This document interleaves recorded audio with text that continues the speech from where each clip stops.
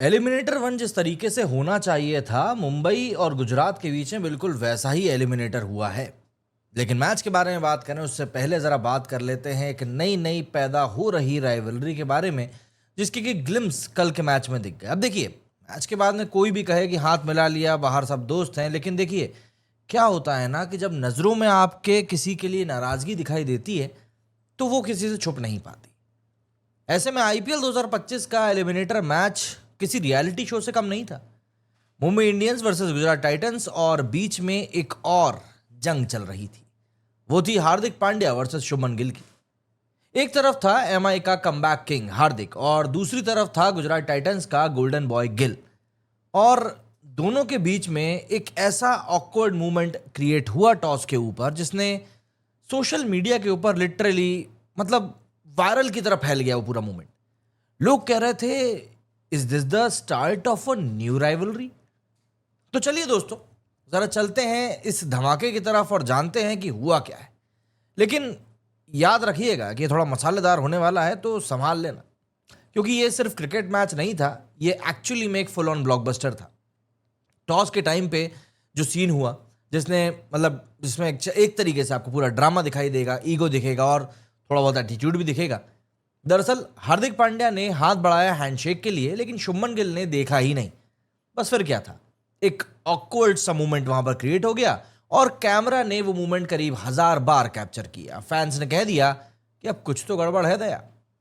बाद में जब ट्रेंट बोल्ट ने गिल को अपने शुरुआत के ओवर में ही एलबीडब्ल्यू कर दिया, तो हार्दिक की सेलिब्रेशन देख के ऐसा लग रहा था जैसे ये काफी पर्सनल हो गया है। एक एक्स्ट्रा एग्रेसिव सेलिब्रेशन, जो कि आमतौर पर हम लोग हार्दिक पांड्या की तरफ से नहीं देखते हैं। मतलब बंदे ने बाबर आजम जैसे टटपुंजे को भी आउट करके ऐसा एग्रेसिव सेलिब्रेशन नहीं किया था जैसा गिल को आउट करके किया। और जब हार्दिक उनके पास से गुजरे तो कहीं ना कहीं चेहरा भी घूम गया। लाइक लिटरली यार, इग्नोर मोड ऑन हो गया। कमेंटेटर्स भी पीछे नहीं रहे, उन्होंने ही बोला, before toss they were posing together but now it's looking literally heated. मतलब क्या था। अब बात करते हैं जरा असली मैच की। दरअसल मुंबई इंडियंस ने टॉस हारने के बाद ऐसी बैटिंग करी, ऐसा हंगामा मचाया कि जीटी के फील्डर्स ने पहले ही ओवर में हाथ जोड़ लिए। रोहित शर्मा ने दिखाया कि एक्सपीरियंस का कोई सब्स्टिट्यूट नहीं होता है। 81 रन्स, 9 चौके, 4 छक्के और 2 बार लाइव भी मिली। अब इसके लिए तो भाई मतलब आप गुजरात टाइटंस को जाके चपेट मार सकते हो।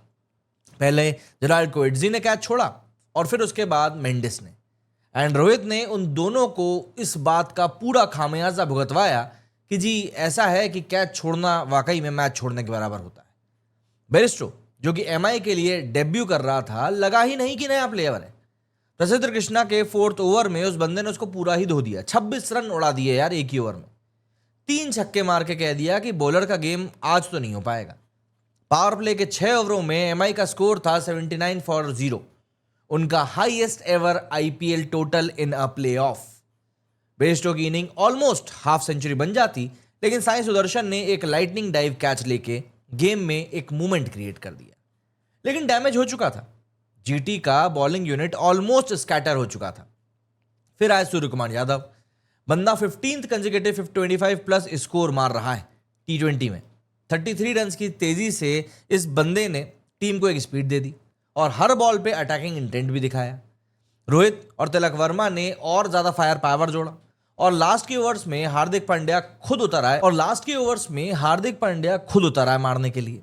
कोएट्जी के ओवर में 3 छक्के ठोक मारे। फाइनल स्कोर, जो आप एलिमिनेटर में बिल्कुल नहीं देखना चाहेंगे, मुंबई इंडियंस ने बना दिए 228 for 5 in 20 overs.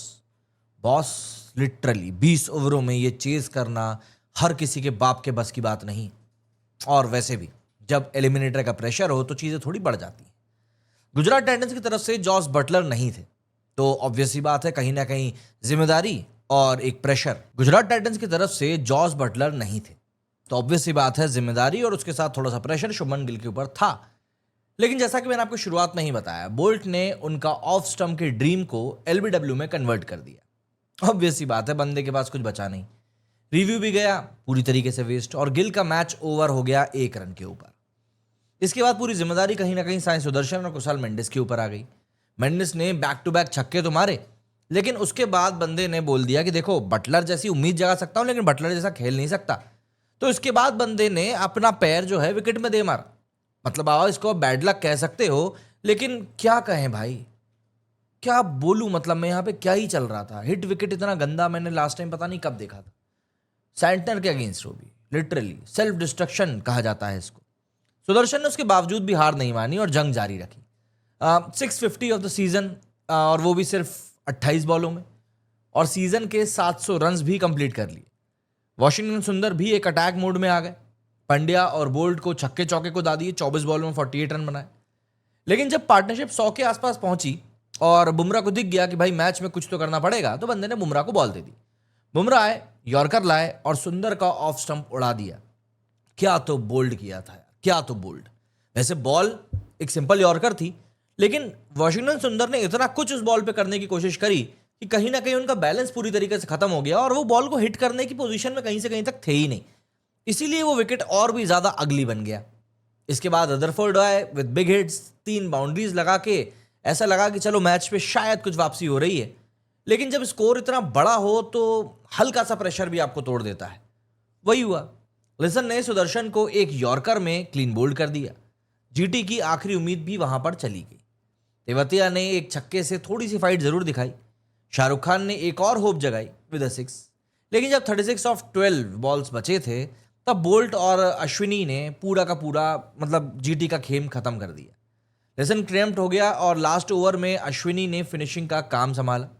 Shahrukh Khan को आउट करके मैच एमआई के नाम कर दिया और 20 रन से एमआई इस मैच को जीत गई। तो भाई लोग, मुंबई इंडियंस अब पहुंच चुकी है क्वालिफायर 2 में, जहां पर उनका मुकाबला होगा पंजाब से। और हार्दिक वर्सेस गिल का एंगल तो ऑलरेडी अब वायरल हो चुका है। तो क्या ये नई दुश्मनी का आगाज हो चुका है या सिर्फ ये एक कॉम्पिटिटिव मूवमेंट था? कमेंट्स में आप मुझे जरूर बताइएगा। और अगर आपको वीडियो पसंद आई है तो आपको पता ही है क्या करना है, लाइक शेयर और सब्सक्राइब, क्योंकि ऐसे ही मसालेदार वीडियोस यहाँ पे आपको जरूर मिलेंगे। मेरे इस वीडियो में फिलहाल इतना ही। जय हिंद, जय भारत।